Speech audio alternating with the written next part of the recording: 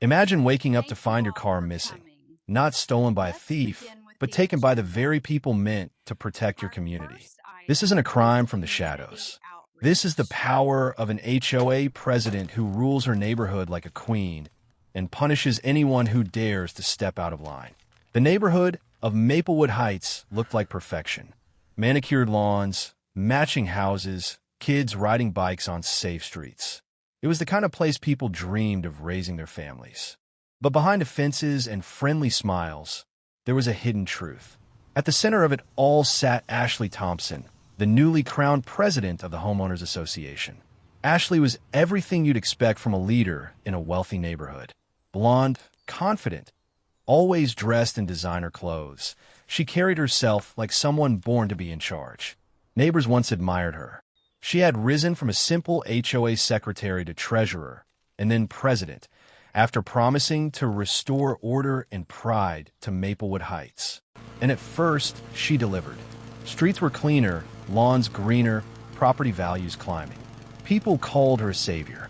But it didn't take long before her true power revealed itself. Fines began trickling into mailboxes. $50 for leaving trash cans out too long. $75 for weeds in the yard. $100 for shutters painted the wrong shade of blue. The neighbors grumbled, but they paid. After all, rules were rules, and no one wanted to become Ashley's target. Then came the moment that changed everything. Daniel Reed, a quiet man who had lived in Maplewood Heights for years without issue, woke one morning to find his car gone. His wife panicked, thinking it had been stolen, and the police were called. But when the officer arrived, he gave a shocking answer. "Sir, your car wasn't stolen. It was towed by order of your HOA." Daniel was stunned.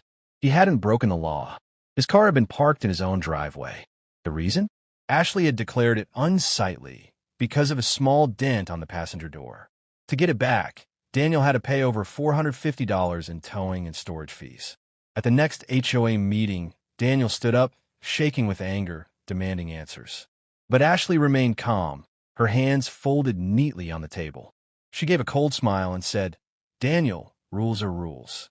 Your car lowered the appearance of our neighborhood. If you don't like it, maybe Maplewood Heights isn't the right place for you." The room fell silent. Nobody defended Daniel. Everyone knew that speaking up against Ashley was dangerous. She had turned the HOA into a weapon, and she used it to control her neighbors like pawns on a chessboard. Over the next months, the fines grew harsher. $200 for holiday lights left up too long. $300 for noise complaints after a child's birthday party. And more cars were towed, not just Daniel's. Families whispered in fear, wondering who would be next. Rumors spread that Ashley was profiting from her power. Some claimed she had a secret deal with the towing company, splitting the money every time a car disappeared. Others said she was funneling HOA funds into her own accounts. Nobody could prove it, but everyone felt it. Even the police began noticing the pattern. Call after call about stolen cars always ended the same: HOA paperwork. One officer whispered to Daniel, "She's not breaking the law, but she's walking a very fine line. And she knows it." Yet, in public, Ashley wore a mask of perfection. She hosted block parties, smiled for photos, posted cheerful updates in the Maplewood Heights Facebook group. To outsiders, she was a model leader. But inside the neighborhood, she ruled like a queen, and her reign was only just beginning. At first, people thought Daniel's story was just bad luck. A dented car, a strict president, a misunderstanding. But then the same thing started happening to others. And that's when the neighbors of Maplewood Heights realized they weren't living in a dream community. They were trapped in Ashley's kingdom. Daniel's humiliation at the HOA meeting spread quickly. Neighbors whispered about it over fences, at block parties, and on late-night walks. Some defended Ashley, saying she was only protecting property values. But others began to question how much control one woman should have over an entire neighborhood. The first crack appeared when Emily Parker, a single mother of two, received a violation notice. Her crime? Her kids had left bicycles leaning against the garage door overnight. The fine, $150. Emily couldn't believe it. She tried to plead her case, explaining she worked 2 jobs and didn't always have time to check every detail. But Ashley was unmoved. "We all have responsibilities, Emily. Rules are rules," she said coldly. Then came Mr. and Mrs. Lawson, an elderly couple. They were fined $200 for unauthorized lawn ornaments, a small wooden birdhouse their grandson had made for them. When they protested, Ashley threatened to increase the fine to $500 for noncompliance. The birdhouse disappeared the next day, quietly removed by the Lawsons, who didn't want any more trouble. The fear spread like wildfire. Every neighbor knew someone who had been targeted, and yet no one dared speak up at meetings. Ashley ruled those gatherings with an iron smile, flipping through her binder of violations and acting as though she was doing everyone a favor. But not everyone was willing to stay quiet. One night, Daniel met with Emily and the Lawsons in his garage. They spoke in hushed voices, afraid someone might see. That's when Daniel revealed what he had discovered. Even though he had paid his original fine months ago, Ashley's office had claimed he never did. The records were falsified. "She's not just strict," Daniel said.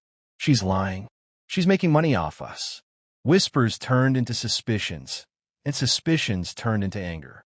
And then a new voice entered the picture. Michael Harris, the former HOA treasurer. He had resigned quietly a year before Ashley became president. Now, he was ready to talk. Michael revealed that during his time as treasurer, Ashley had pressured him to adjust financial records. When he refused, she isolated him, cut him out of meetings, and eventually pushed him to resign. "She's hiding something big," he warned. "And if we don't stop her, she'll drain this community dry." Armed with Michael's testimony, Daniel and a few neighbors tried to challenge Ashley at the next HOA meeting. But Ashley was prepared. When Daniel raised questions about the missing funds, Ashley cut him off mid-sentence. "This meeting is not the place for slander," she said sweetly, her smile never breaking. She then called in 2 police officers she had invited for security. When Daniel tried to continue, Ashley labeled him disruptive and had the officers escort him out of the meeting. The neighbors gasped, but no one dared intervene. Daniel's face burned with humiliation as the doors shut behind him. The message was clear. Anyone who opposed Ashley would be silenced. But that night, something shifted. People who had once feared Ashley now began to question her authority. They started talking to one another in secret, sharing their finds, their letters, their experiences. Patterns emerged: unfair charges, missing payments, threats of foreclosure. Ashley still held the crown. But for the first time, the people of Maplewood Heights were beginning to see the cracks in her kingdom. And those cracks were about to split wide open. Fear can silence a community for a while.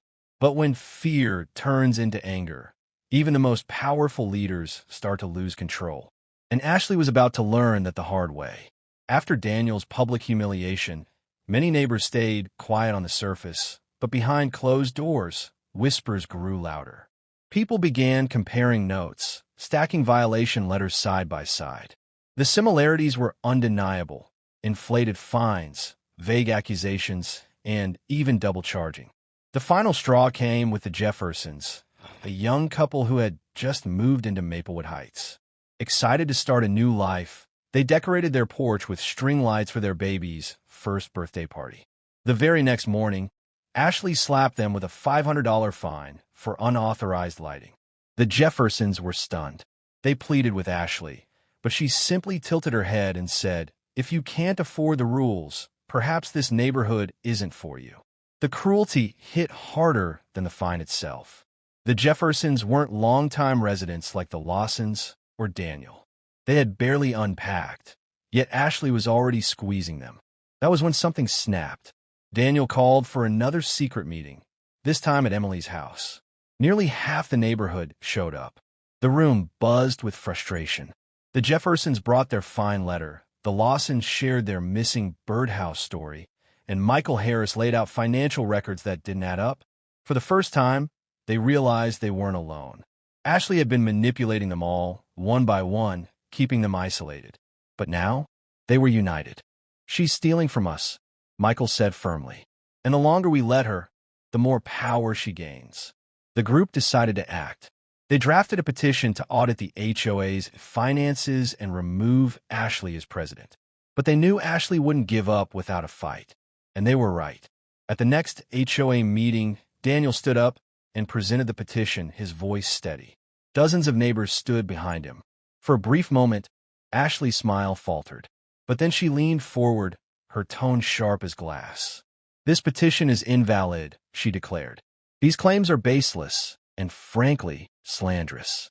Anyone who signs this could be held legally responsible." Gasps filled the room. Some neighbors wavered, suddenly unsure. Ashley knew exactly how to wield fear. But then Mrs. Lawson, the quiet elderly woman who had lost her grandson's birdhouse, stood up. Her voice shook, but it carried. "We've lived here for 30 years. We've never seen fines like this until you came. Enough is enough." The room erupted in murmurs of support. One by one, neighbors began standing, showing their solidarity. Ashley's face flushed. For the first time, her control was slipping. That's when Ashley played her strongest card. She pulled out foreclosure notices.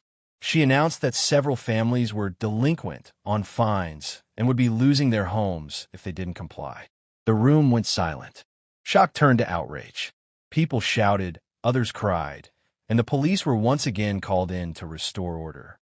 Daniel and Emily were nearly arrested for disturbing the peace. But the damage was done, not to the neighbors but to Ashley. Her threats had pushed the community past the point of fear. The seed of rebellion had been planted, and now, nothing could stop it from growing. Ashley still thought she was untouchable, but in the shadows, her neighbors were already preparing for the fight of their lives. When the powerful believe they're untouchable, they make one fatal mistake. They underestimate the strength of the people they've been crushing. And Ashley was about to learn that the quiet neighborhood she ruled was no longer afraid. The night after Ashley unveiled the foreclosure notices, Maplewood Heights was restless. Lights glowed in living rooms long past midnight as neighbors whispered, planned, and argued. Fear was still there, but now it burned alongside something stronger: anger. Daniel sat at his kitchen table with Emily. Stacks of fine notices and letters spread before them. "We can't fight her one by one," he muttered, tapping the papers. "That's what she wants. But if we stand together, she can't silence all of us." The next day, the neighbors met in secret again. This time, not just a handful, but dozens. Families crammed into Michael Harris's garage, their faces tense but determined. Some carried boxes of letters. Others had photographs of violations, and Michael wheeled in binders filled with suspicious HOA financial reports. "Look at this," Michael said, flipping through the numbers. "Ashley's been paying the same landscaping company triple what the market rate is. And guess who owns that company? Her brother-in-law." Gasps echoed through the room. The pieces were coming together. Ashley's fines weren't just about control, they were about money. Emily spoke next, her voice clear. "We're stronger than her. She uses the police, the board, and fear against us. But if we bring this evidence to the county, to the media, she won't be able to hide." The plan was simple but bold. Gather every unfair fine notice, every suspicious bill, every story of intimidation. Deliver it to the authorities and local news outlets. Demand Ashley's removal through a legal HOA recall. But first, they had to survive Ashley's wrath. The following week, Daniel slipped an envelope into the county clerk's office. Copies of HOA financial reports, violation letters, and signed statements from nearly 20 homeowners. At the same time, Emily sent a package to a local news station known for exposing corruption. And then they waited. Ashley, however, didn't sit still. She quickly caught wind of the rebellion. Late-night cars drove slowly past Daniel's house. The Jeffersons received another massive fine, this time for improper lawn care. Michael Harris found a threatening note taped to his mailbox. At the next HOA meeting, Ashley arrived flanked by 2 police officers, her lips curved into a cold smile. "To those attempting to undermine this board," she said, her voice sharp as steel, "understand this. The law is on my side. Any attempt to slander this association will be dealt with accordingly." Her intimidation worked on a few. Some neighbors lowered their eyes, afraid of retaliation. But then Mrs. Lawson, the elderly widow, slowly stood up again. "You've stolen from us. You've humiliated us, and you think we'll keep bowing down. But this neighborhood doesn't belong to you, Ashley. It belongs to us." Cheers broke out. Even the officers exchanged uneasy glances. For the first time, Ashley looked uncertain. 2 days later, the story hit the news. A local anchor stood in front of Maplewood Heights, holding documents leaked by Emily. Headlines screamed, "HOA corruption scandal. President accused of extortion." The report spread like wildfire. Neighbors who had once been silent finally stepped forward, sharing their own horror stories. Police couldn't ignore the mounting evidence. County investigators launched a formal audit. Ashley's iron grip was cracking. That night, Daniel looked out his window and saw something he hadn't in months. Neighbors laughing together, walking freely without fear of a letter waiting in their mailbox. For the first time, hope returned to Maplewood Heights. But Ashley wasn't finished yet. She had one last card to play, one that could destroy everything the neighbors had fought for. Every tyrant has their last stand. For Ashley, it wasn't in a courtroom or a quiet resignation. It was a desperate, fiery attempt to claw back the power slipping through her fingers. Ashley watched the news coverage with growing fury. Her face was plastered across every local channel. HOA president accused of corruption. Residents speak out against abuse of power. Each headline was another nail in her coffin. But Ashley wasn't going down quietly. At the next HOA board meeting, she stormed in, flanked not by police this time, but by her loyal supporters, 2 board members who had benefited from her schemes. The community hall was packed with neighbors, cameras from the press, and county investigators in plain clothes. Ashley's voice shook the walls. "These accusations are lies. You're all ungrateful. Without me, this neighborhood would fall apart. I kept order while the rest of you broke the rules." But instead of fear, her words were met with silence, and then, slowly, defiance. Daniel rose first, holding up a stack of papers. "These aren't lies. They're invoices. Proof of money you funneled to your brother-in-law's company. Proof of cars towed under bogus rules. Proof of threats you made against families." Gasps filled the room as reporters scribbled notes. An investigator stepped forward, collecting the documents. Emily stood next. "Ashley, you claimed you were protecting this community, but all you did was bleed it dry. We're done living under your shadow." Ashley's mask of control cracked. Her face twisted with rage. "You think you could take me down? I'll sue every one of you. I'll foreclose on your homes. You'll regret this." But she didn't get the chance. 2 uniformed officers entered the hall, their presence heavy and final. One stepped forward. "Ashley Miller, you're under investigation for fraud, extortion, and abuse of authority. You'll need to come with us." The room erupted, not in chaos, but in applause. Neighbors who had once been divided now stood united, their cheers drowning out Ashley's protests as she was led away. The weeks that followed were transformative.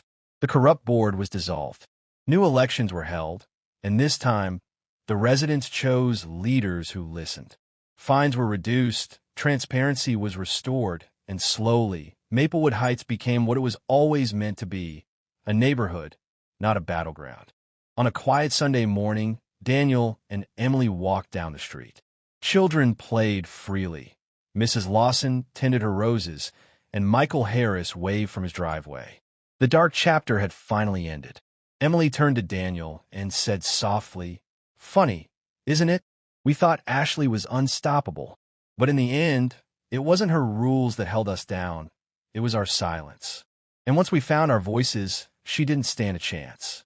Daniel smiled, watching the sunrise. That's the thing about bullies. They only win as long as people stay afraid. But not anymore.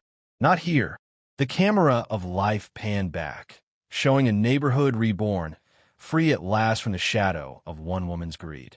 And for Ashley Miller, her name would forever be remembered, not as a protector of order, but as the downfall of Maplewood Heights' darkest era.